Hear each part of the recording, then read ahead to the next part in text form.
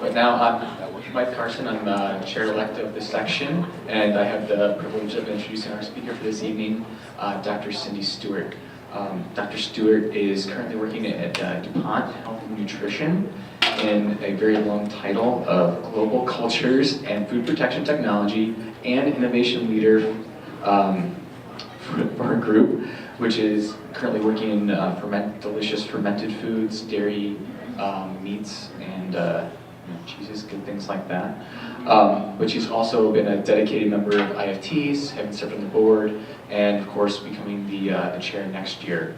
And her presentation is about the future of the food industry, some resources for us, and ways that we can all contribute to the continued growth and success for our future careers. So please give a warm welcome to Dr. Stewart.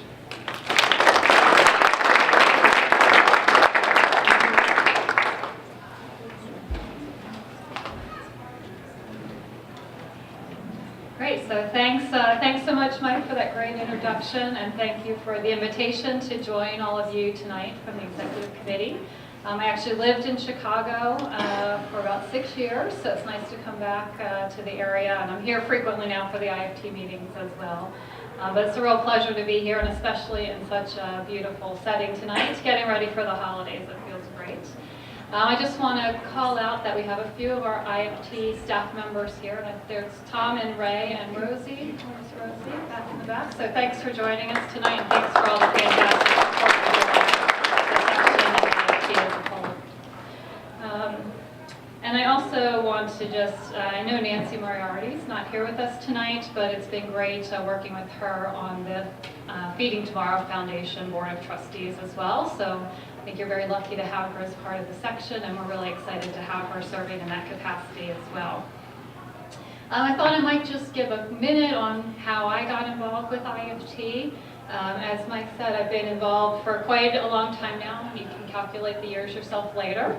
But I started as an undergraduate student. And how did I get involved? Well, my professor at the University of Delaware at the time, Dallas Hoover, who just came off the board actually, invited me to come to an IFT annual meeting, and then introduced me to the biotechnology section and kind of developed from there.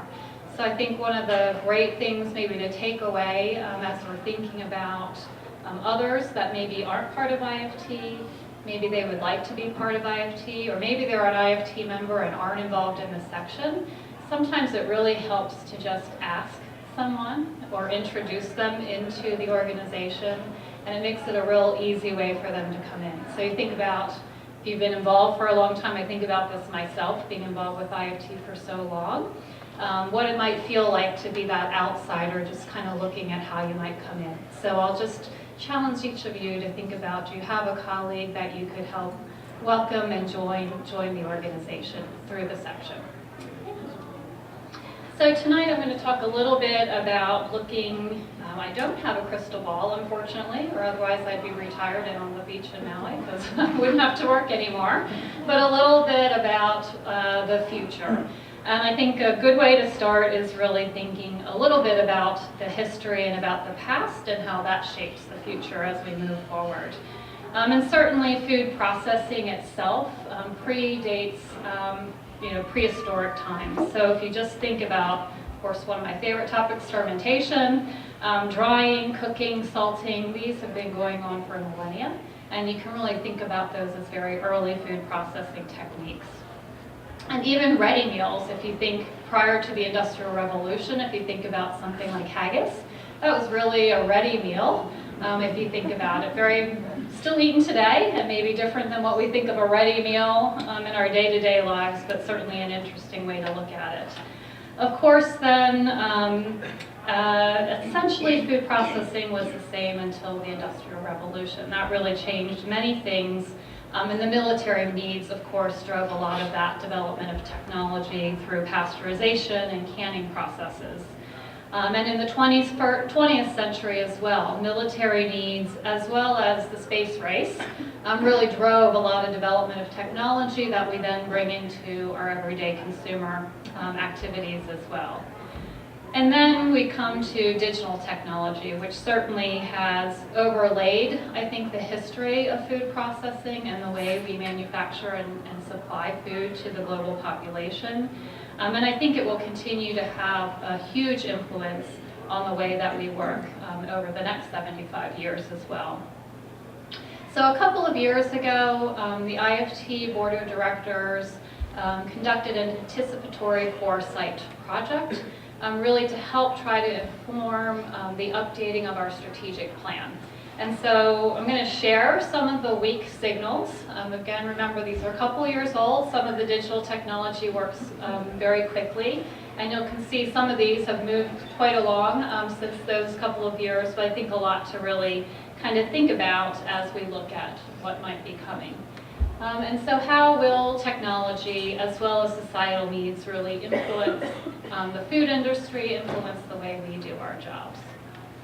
So one of the weak signals was around augmented senses. So as you know, of course, one of the hallmarks of the 21st century is the use of communication technologies now to really reduce the distances between people. We're very connected, even though we are geographically very dispersed. And that's because of technology. And that's really through sight and sound, mainly. But let's think about new technologies that actually can create the ability then to sense things through our other senses. So can we smell it, or taste it, or touch it through digital technology? And certainly there have been some companies that are coming up with ways of having this remotely. So thinking about robotics and surgery, and being able to have that sense of feeling, but through the robot instead of the surgeon's hands.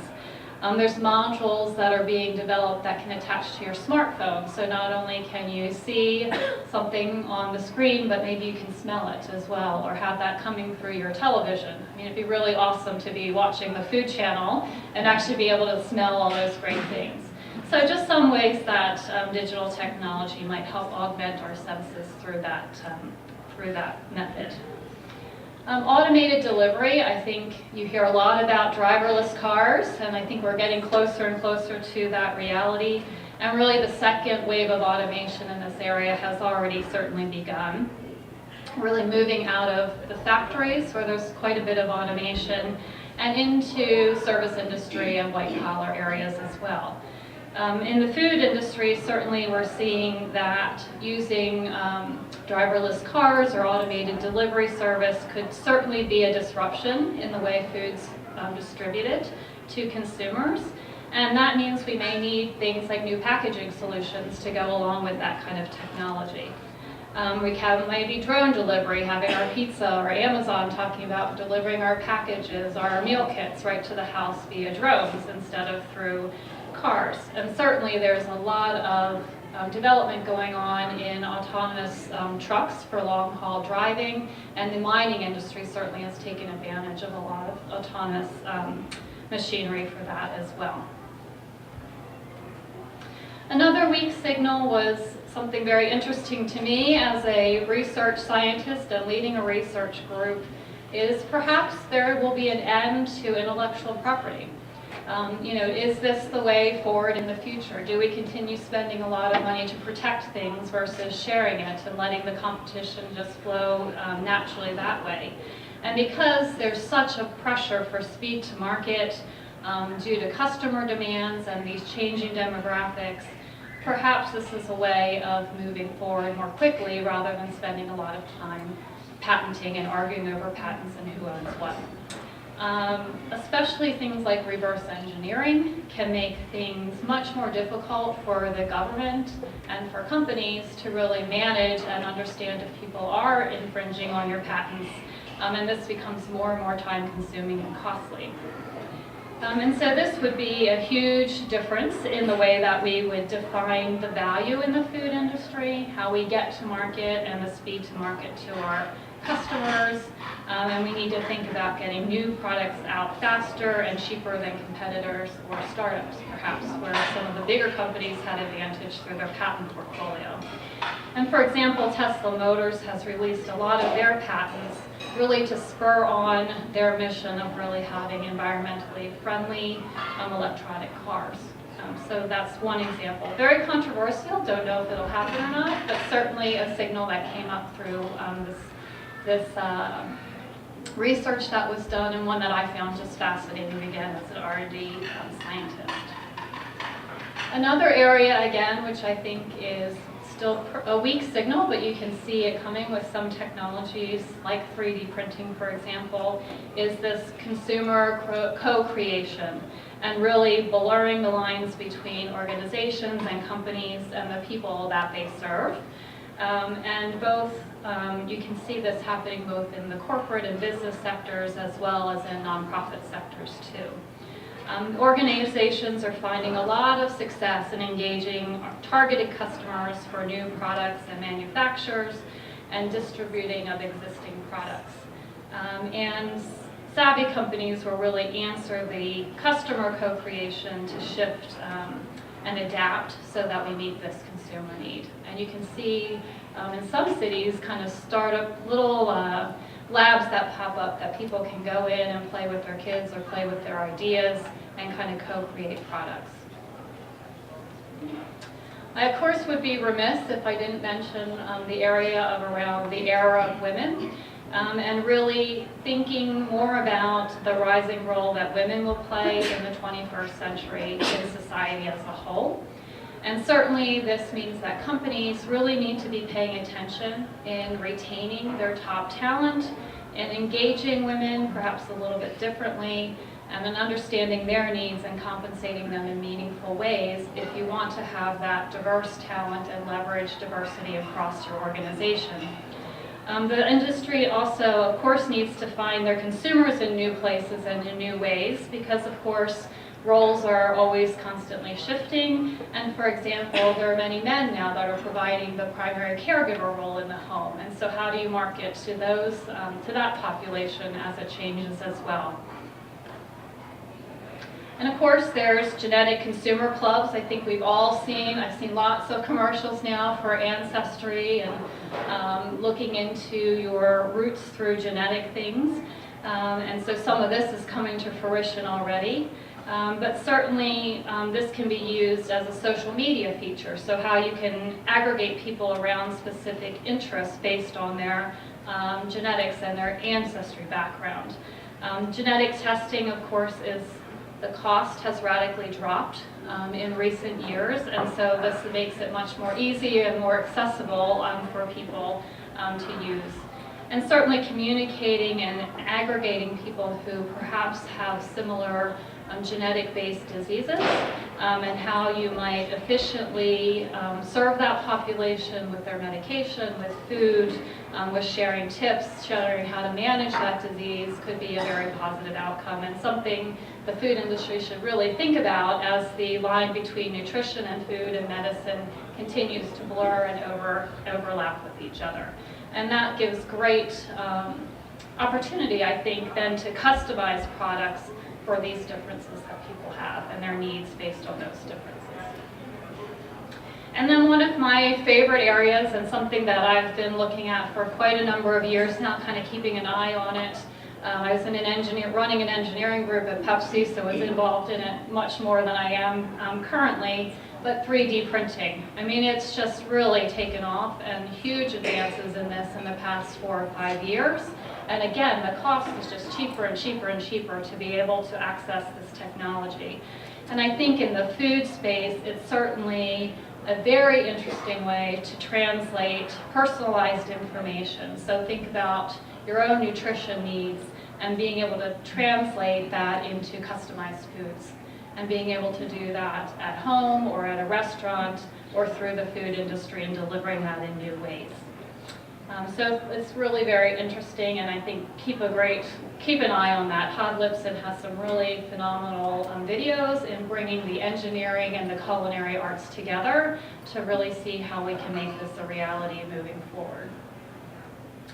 And I want to mention there is a great resource on the IFT website, Food Future 2050. And this was really started a couple of years ago in advance of our 75th anniversary. And it has a lot of very interesting articles and interviews and videos about some of these weak signals and other trends that are coming in the food industry. So I encourage you to check that out. It's kind of interesting to watch a couple-minute video maybe in an area that you don't work in, and you can learn something new and bring that into your workplace.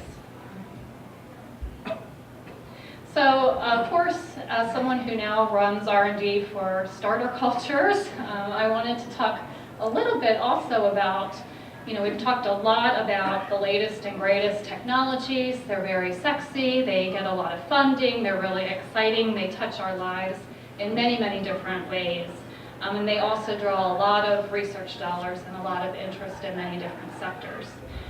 But let's think a little bit about food and can we positively impact the future by leveraging something, and I'm taking fermentation processes as my example tonight, but maybe think of your own. How can we leverage maybe the old things that we've been using for many thousands of years to influence the future? And so I think that we can.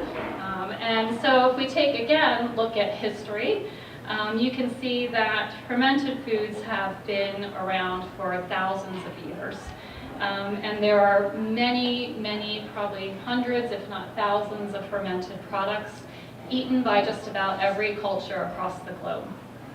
And of course, the first examples of fermented foods include things we enjoy tonight, so beer and cheese, wine, and of course then we moved into pickles and Jiang, which was a precursor of soy sauce, and of course later into coffee and things like chocolate, which we forget, I think sometimes is a fermentation process to get to the final product, but certainly one that we enjoy and maybe don't think so much about in the fermentation space. And so when I was digging into this a little bit more to think about this in the history, there's a book, I have a little picture of it, called The Art of Fermentation. And this is by Sandor Katz. And this book is really focused, it's a very comprehensive book for being able to make any type of fermented product that you can imagine at your home. And it goes into very great detail, so really interesting from that point of view. And it's something that the author has done for over 25 years, so he's very passionate about this topic. But he also includes a couple chapters at the beginning of the book that are just fascinating, and which really made me think about fermentation in a very different way. And so while some of the things he talks about in the book and his opinions on the food industry and industrialization of food, I don't really agree with, I think some of his thoughts about the history of fermentation and how this integrates in our daily lives was really quite interesting and made me think about it in a very different way. So fermentation, as you all know, is one of the oldest forms of food preservation. Fermented foods are some of the oldest and most important foods because they add both value and stability to raw agricultural products. And they have been and continue to be successful and essential underpinnings to many, many, many communities around the world. Both part of human development, but also economic development. And since fermentation is relatively efficient, it's a low energy process, it increases the shelf life of products, it can really be used as a form of preservation that might be very useful technique for developing countries and for getting food to remote parts of the world. And certainly fermented foods are universally popular in many of their various forms, and in some regions they make up a very significant proportion of the diet in that region for millions of people every single day. And they play an important role in ensuring the security of those millions of people and being able to eat every day.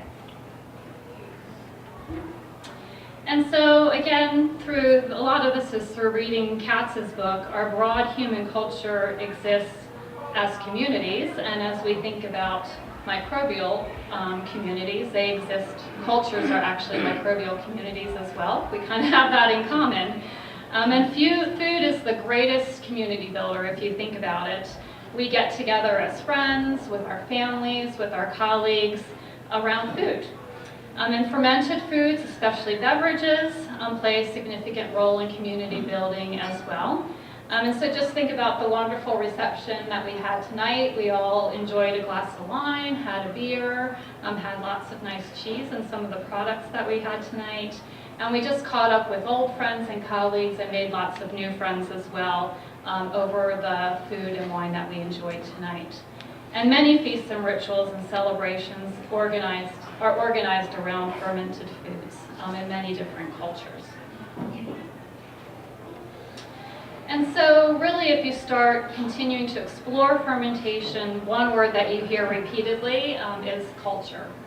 And culture is a really important word when you stop and think about it, because it has many, many layers of meaning in that one simple word.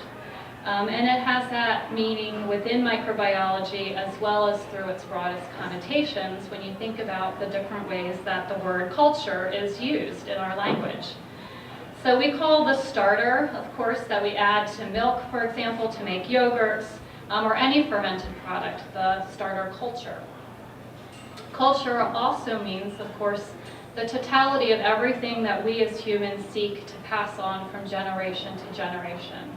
Our science knowledge, language, music, the arts, that's what we consider as another definition of culture. And cultivation of the land and its creatures, including microorganisms, is also essential to culture. So when you dig into it, it's really a quite fascinating word. In addition to food preservation, fermentation plays a really important role in health and human nutrition. And of course, we can see this, that it can remove or detoxify some naturally occurring toxins and anti-nutritional compounds. For example, fermentation of cassava removes the cyanide and makes it safe for people to eat. And of course, we've seen lots of literature over many, many decades now published around the health benefits of fermented foods, including the consumption of those microorganisms, the starter cultures that are used to create that fermented food. And as we think about this very popular word, we see microbiome in lots of communication in the food industry and the health industry. There's a lot of research around this.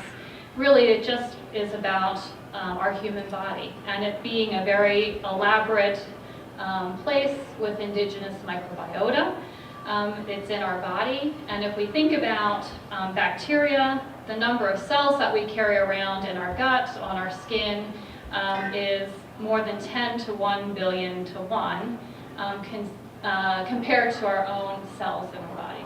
So a huge ratio difference between the microorganisms we carry around and the cells that make up our bodies themselves. And I think this knowledge is really rapidly becoming more and more, we know more and more about this. It's unfolding every year because, again, the technology around molecular and genetic techniques is easier and quicker and faster and cheaper. And so we're really just beginning to touch the surface of this very important role that bacteria play, like lactic acid bacteria, in modulating and regulating our energy balance, producing certain key nutrients for us in our GI tracts, and modulating immune effects as well.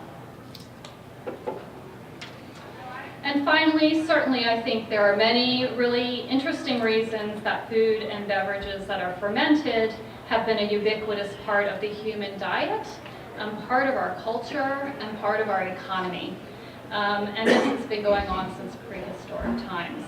And I find it really interesting to see that there's a lot of renewed interest in fermented foods. There's a lot of kind of rising stars in the fermented food world, in the kind of foodie scene, and that this is really a lot producing a whole new range of products, not only by professional chefs, but by people at home who are interested not only in the health benefits of fermented food, but also just in the sensory characteristics and the range of experiences that you can get when you look at all the different fermented foods that are available for us.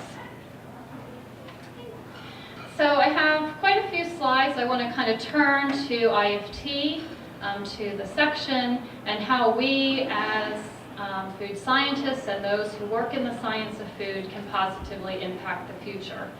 I have quite a few slides. I'm going to move through them quickly. And mainly this is because I think there's lots of great information here.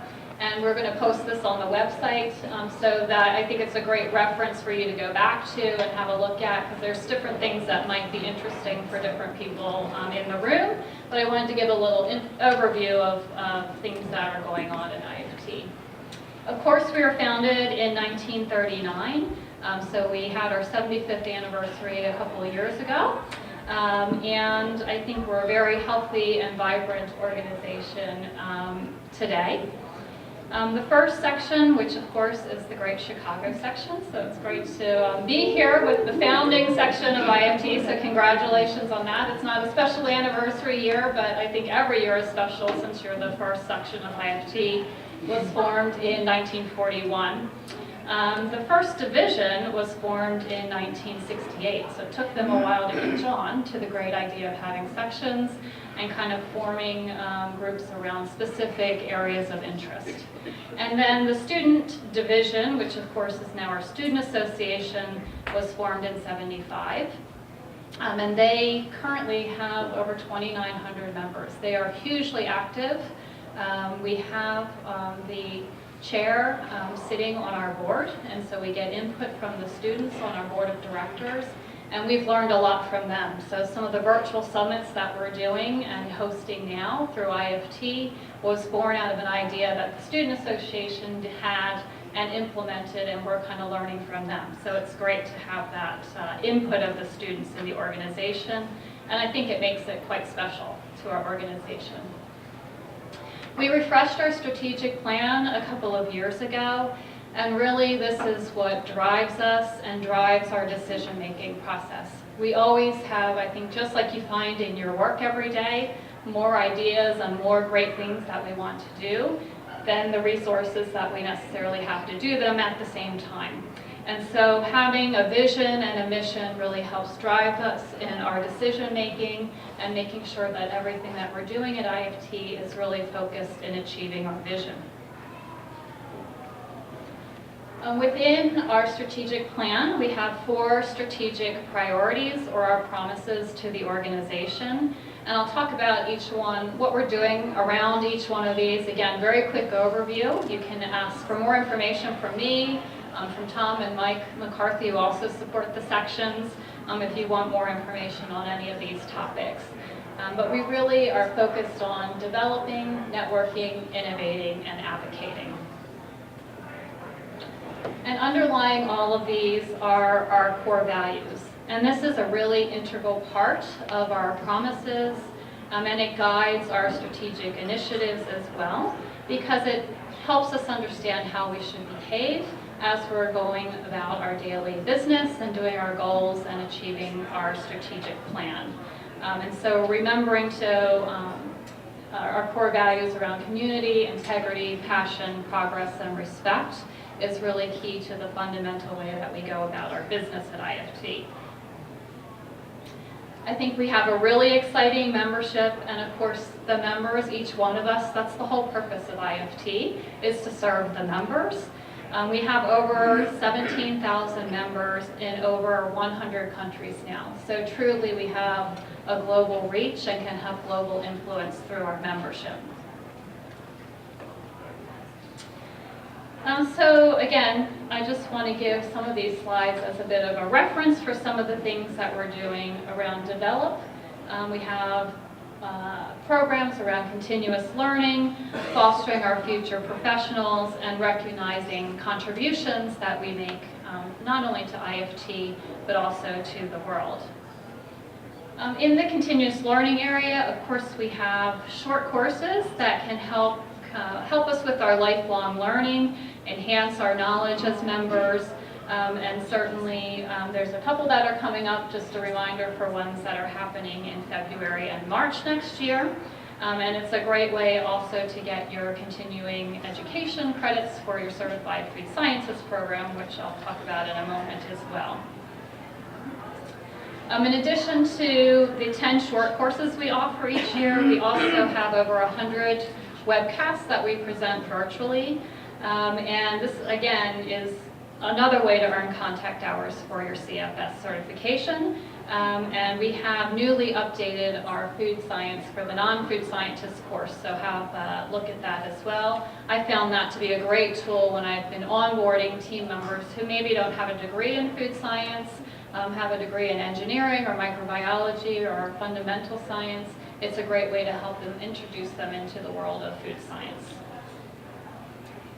Of course, we have our Certified Food Scientist program, and this is the only global certification for food science professionals. We're really excited about this program. We have more than 1,900 certified food scientists now, after about 5 years of the programs being in existence.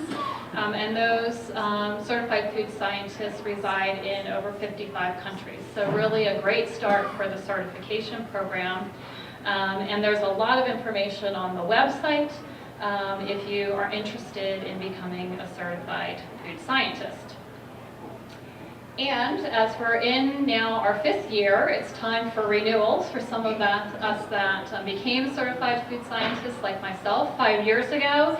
It's time to renew our certification, and we're in the process now of starting that for people. So just a reminder that we do have renewal by January 31st next year. You can save a little bit of money there and get it kind of off your plate. And again, there's more information on the website.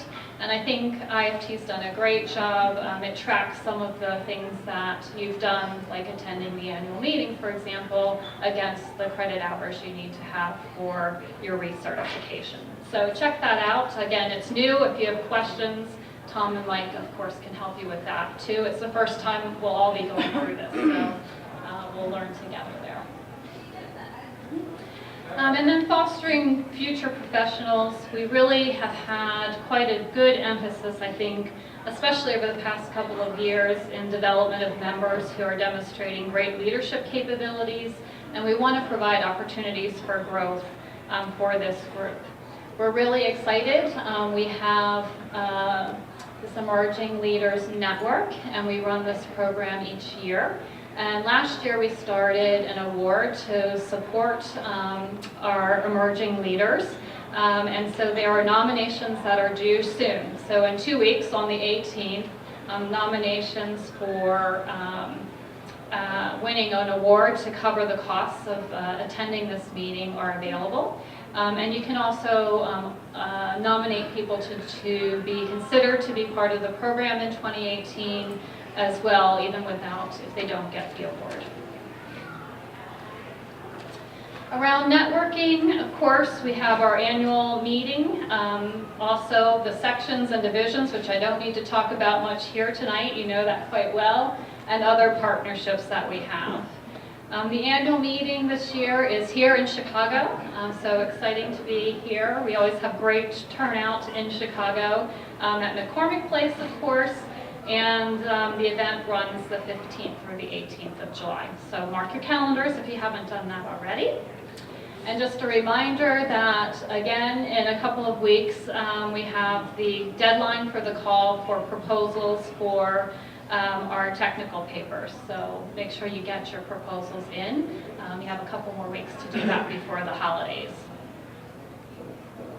And of course we have the wonderful connections through our sections and divisions. You know all about that. But hopefully things, I think this section is very good into tapping into some of the resources that we have. I think you have great examples that you can share with other sections on things that work for you and can help them. So I encourage you to interact with some of the other sections that maybe are looking for ways of increasing their membership, increasing their volunteerism, and having good activities like you have for your members here. We do have board of directors assigned to each section as a liaison, so they're available to you in addition, of course, to Mike and Tom. And then we also have, of course, visits by the Office of the President, like me coming here tonight, as well as our board members and the staff and other technical lectures. So please feel free to tap into that as you're doing now. We have, of course, worldwide collaborations with international partners. And again, I think this partnership is really critical in creating that sustainable global food supply. We can't do it by ourselves. There's lots of really great organizations that we can partner with around the world and really leverage the synergies between those organizations. Around Innovate, of course, we have a lot of valuable resources to keep on top in the latest technology field. We have our science and policy initiatives and all the great IFT publications as well. Something I think is really exciting, hopefully if you're able to attend the annual meeting in 2017, you might have had a chance to attend one of our really exciting IFT Next presentations. We had a separate little stage set up for that and a lot of activities around this initiative. And the idea around the IFT Next initiative is really bringing some provocative and thought-provoking and foresight kind of thinking into ideas and discoveries that really can help inspire us and lead to some really important conversations that I think we need to have, not only within the food industry, but with industries that are adjacent to ours, to help inform what are the global issues, how can we leverage our strengths together to solve those issues related to the science of food. And again, I just want to highlight that we have a new activity, the Food Disruption Challenge Competition, which is really designed to help emerging and investment-ready science of food and technology-related companies gain visibility and make strategic connections. So this is really around entrepreneurship and startup and new ideas that evolve into big things in the food industry and having that positive impact on our global food supply. Applications for this are opening on January 8th, and the deadline for submission is February 8th. So if you're interested in that, you can check it out on the website again. Of course, Tom and Ray can help you with more information there. Always go to Tom if you need anything, or Mike for sure. But I'm really excited that this is a great way, I think, to engage entrepreneurs, engage some of those very small startup companies in our organization to help, again, generate that ideas and discussion and thinking. IFT Next also will be hosting multiple virtual events throughout the year. And the next one is in next week, actually, December 14th, around supply chain innovation and how it can contribute to sustainability. So these will be, again, coming year-round. There's another one in January around artificial intelligence in the food industry. So if you're interested in those, hopefully some of these are maybe more adjacent to what you do in your day-to-day life and help you understand how you might use that to innovate in your own organizations. Of course, we have our science and policy initiatives, and this is supported mostly by our staff in the Washington, D.C. office. And there's a number of ways that if you're interested, you can contribute in this area. We do participate in many different committees, both in the U.S.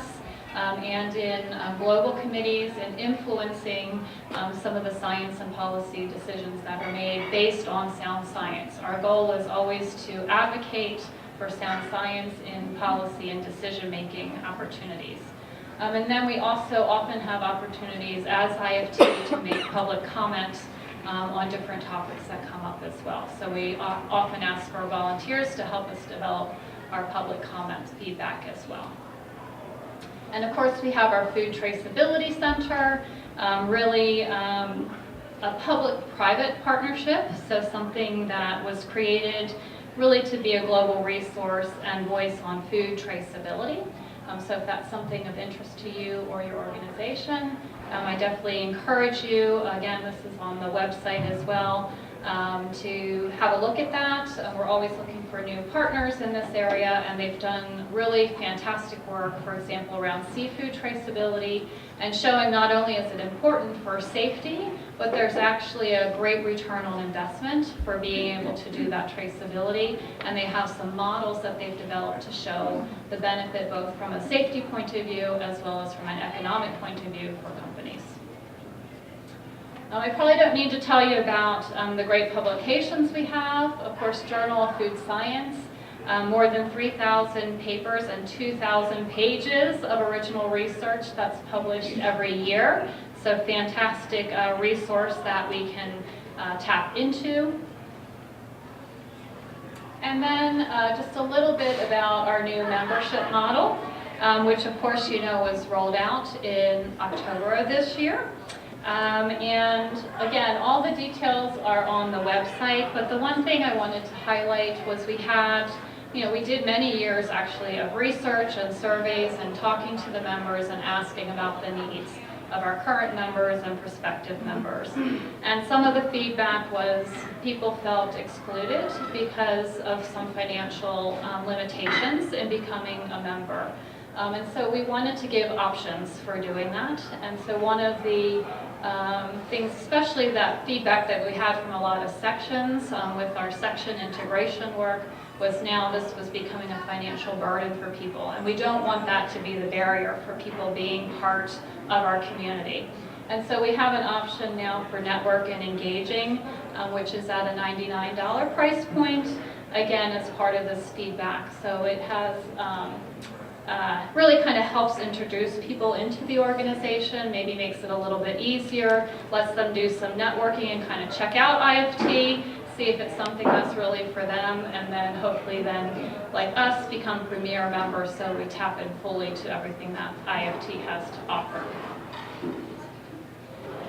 And then of course around advocate, making sure that we're creating awareness about issues in the science of food and sound science again, making sure sound science is in the public dialogue around food.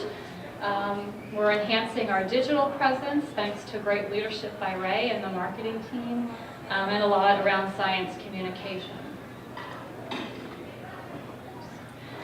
So of course, I think you've had a screening of Food Evolution here through the section, and I hope you enjoyed the movie, and I hope it was thought-provoking. I've watched it several times. I learn something different every single time that I watch it, and I think we're having quite a lot of debate in the public from the movie, which is exactly what we wanted. We wanted to get sound science around food, and in this case, the example was GMOs.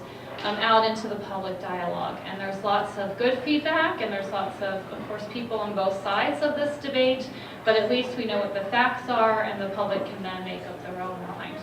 So some really exciting statistics around it. We've had over 123 theatrical screenings in 115 cities and 4 countries to date, which is very exciting. 206 non-theatrical screenings in 34 countries, so sorry, I'm a little happy on the trigger now. I think everybody's ready to be finished this evening. 63 college and university screenings, 44 in the US, and 19 internationally. So really, I think Linda was on the board with me when we kind of made the decision on whether we should make the movie, and is IFT in the documentary business, and what's the risk, and should we do this, not do it.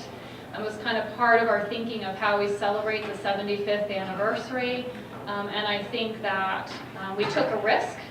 I think the risk has paid off, because I think you can see even just to date, and we're having more and more requests for screenings, that we have had an impact on the public debate. There is some good sound science around this topic now available to people, and it's not telling people what they should think, but at least letting them have facts around this topic so they can make up their own minds for themselves. So I think it paid off, and I think it's actually exceeded our expectations 4 or 5 years ago when we first started talking about doing a movie.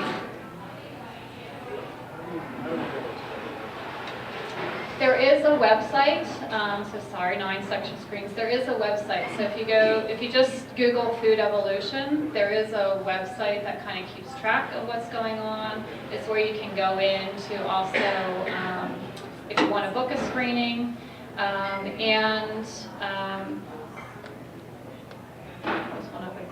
I've lost my train of thought now, but good question. But it's a great website. We've also done an educational cut that will be rolling out. That's a little under an hour long, close to 50 minutes, that can be used in an educational setting. And we've developed and getting ready to send out also discussion guidelines that go along with that. So we have the full-length film, but also this cut that can be used in classrooms as well. So I think that'll also help with the discussion and debate. But food evolution, just Google it. There's a website for that.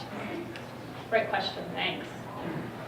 Of course, I think if you're like me, I can see when I'm in LinkedIn and some of my other favorite websites, I see IFT popping up on the side, so I think we're getting some really great digital presence.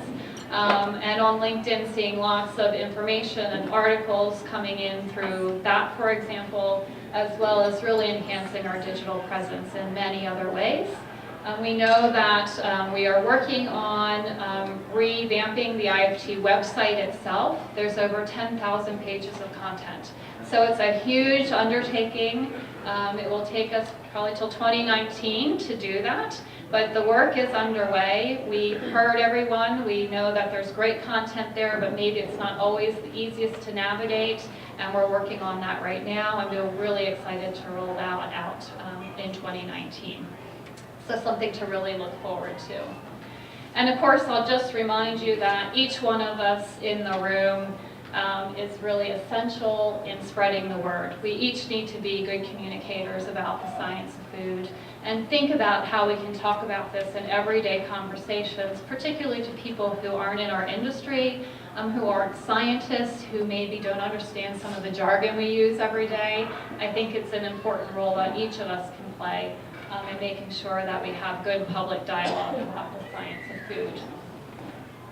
And then the last request that I have for you, I have one more challenge before I close out tonight, is to nominate, if everyone in the room would think of one colleague that really deserves to be recognized with an IFT award or become one of our distinguished fellows, I would really love it if you would submit an application, a nomination application for that person. The deadlines for award nominations are Monday, December 18th, and nominations for IFT Fellow are Thursday, February 1st. And I think this is one of the most meaningful things for people. It's one of the most favorite things I've had the opportunity to do in my role as president-elect last year, and I'm looking forward to it as president this year, is to give out some of the awards. It means so much to someone to be recognized in that way, and even to be nominated is quite an honor. So I've challenged the board of directors to the same thing, and I'll challenge you to take half an hour, put a nomination together, and try to get recognitions for one of your colleagues that you think deserves that through IFT. So with that, I just want to thank everyone. These are some ads from the 1940s. Again, I think history is always quite interesting. The section started in the 40s, and kind of looking at this is kind of what the food industry looked like back then. So thank you very much for your attention. Thank you again so much for the invitation to be here tonight. It was really my honor and pleasure to spend the evening with all of you, and have a great holiday.